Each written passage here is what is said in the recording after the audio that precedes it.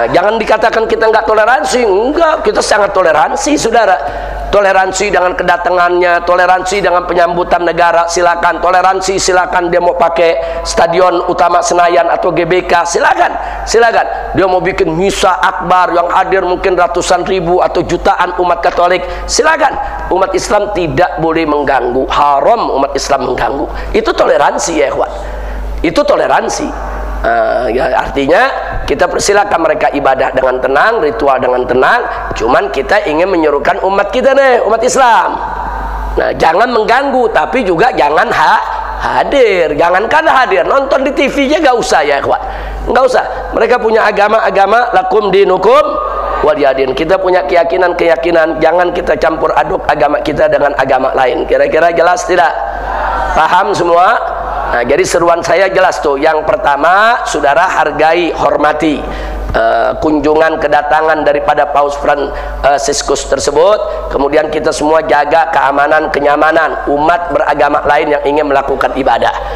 Yang kedua, saudara, kita serukan umat Islam jangan ada yang menghadiri acara misa. Misa dimanapun, mau misa di gereja, mau misa di hari Senin, Rabu, Kamis, Jumat, yang namanya misa itu nggak boleh ibadah. Sama juga kita sholat, terus orang kafir mau ikut sholat kita, yang nggak boleh dong ya ikhwan.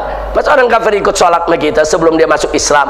Nah, misa itu ibadah seperti kita sholat berjamaah ya ikhwan. Agama lain nggak boleh ikut. Nah, lagi pula kalau umat Islam ikut ke sana mau ngapain? Jangan-jangan nanti umat Katolik tersinggung. Mau ngapain umat Islam datang-datang kemari? Jangan-jangan mau mata-matai kita, jangan-jangan mau menyusup, jangan-jangan merusak acara kita. Jangan bikin fitnah terhadap umat Islam. Jangan kita sendiri yang berbuat akhirnya kita jadi tertuduh. Na'udzubillah min dzalik. Jadi jauhi saja, biarkan mereka itu bersenang-senang. Silakan mereka misa mau hari apa saja, mau di mana saja, itu urusan mereka. Umat Islam jangan ikut. Kira-kira jelas tidak? Nah, haleluya, haleluya, haleluya. Shalom alaikum bismillahirrahmanirrahim. Salam Aki. Aku kabarkan Injil keselamatan. Bapak Ibu kasih Tuhan, ketemu lagi dengan saya Evangelis Avraham Effendi Usman. Bagaimana kabar Bapak Ibu semua? Tentu luar biasa. Nah, saudaraku para pencinta Injil Habaget, pertama sekali saya mengucapkan terima kasih banyak kepada saudara yang selalu mendukung pelayanan Habaget, baik melalui doa, dana, motivasi maupun support saudara semuanya. Lebih-lebih lagi saudara yang membawa dalam doa syafaat, di mana hari ini saya berangkat ke daerah Lampung. Saat ini saya ada di kapal penyeberangan menuju ke Bekahuni, dari Merak menuju ke Bekahuni, dan nanti ada 10 hari lebih kurang saya ada di Sumatera, mulai dari Lampung, Bandar Lampung, dan juga Palembang, juga Padang. Nah, saudara bawa dalam doa syafaat agar melalui pelayanan kita banyak orang mendengarkan kabar baik, banyak orang mendengarkan kabar sukacita, dan orang-orang yang sudah undur dari hadapan Tuhan melalui pelayanan kita mereka bisa kembali kepada Tuhan.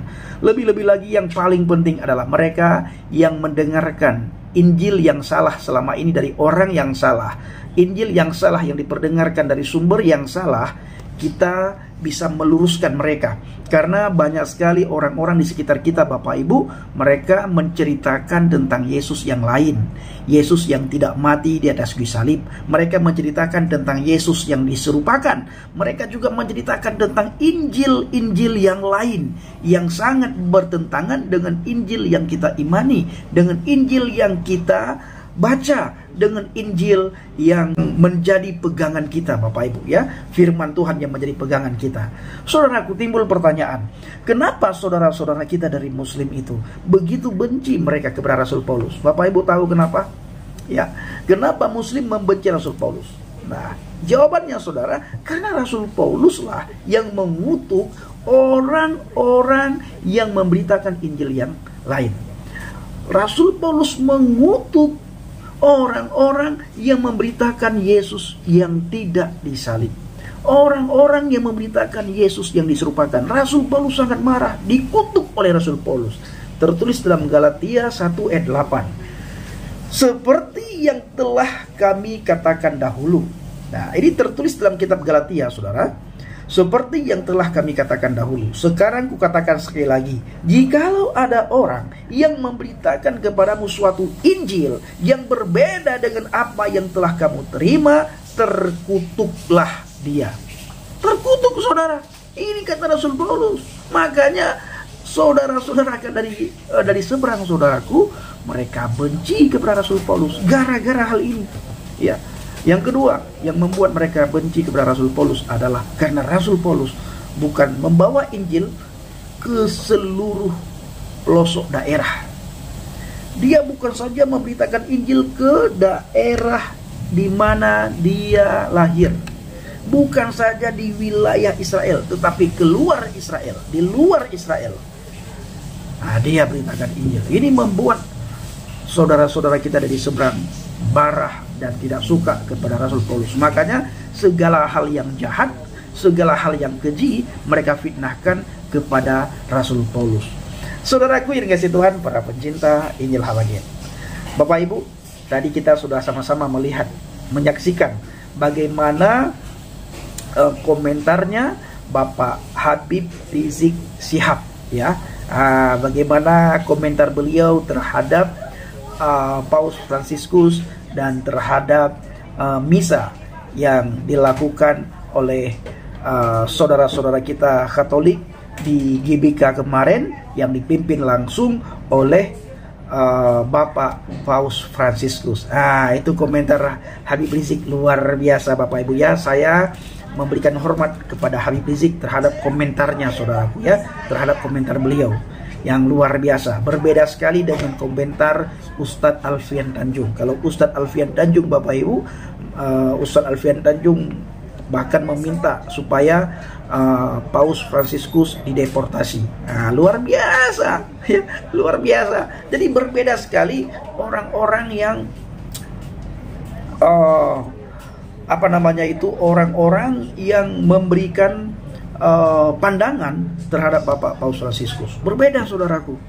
Nah, Bang Adi Armando pandangan beliau beda, Habib Jafar pandangan beliau beda.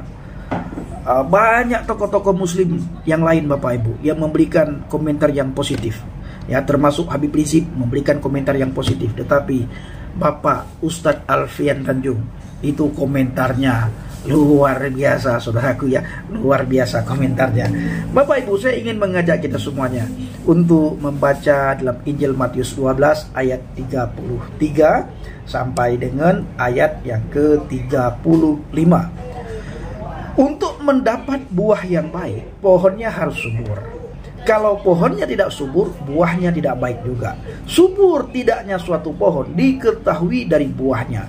Kamu orang jahat, bagaimana mungkin kamu dapat mengucapkan hal-hal yang baik kalau kamu jahat?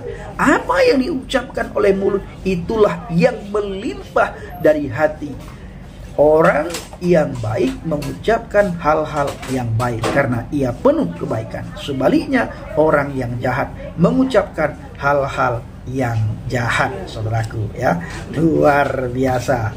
Nah, saudaraku dikasih Tuhan, setiap orang tahu kalau mau makan buah yang enak, ambillah dari pohon yang subur.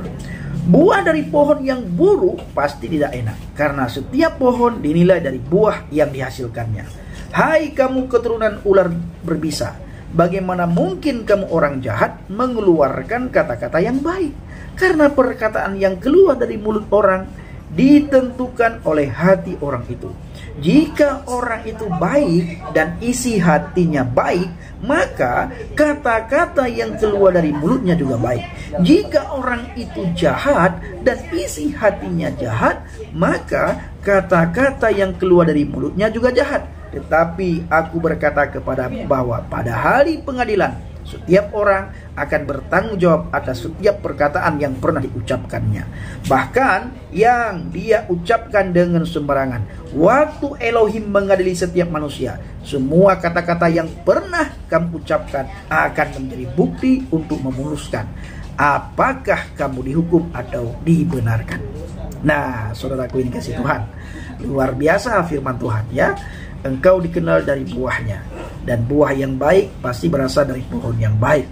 Nah, pohon yang baik itu berasal dari tanah yang subur. Luar biasa, saudaraku ya. Kita ini dikenal dari buahnya, kita dikenal dari perkataannya, kita dikenal dari tingkah lakunya, saudaraku.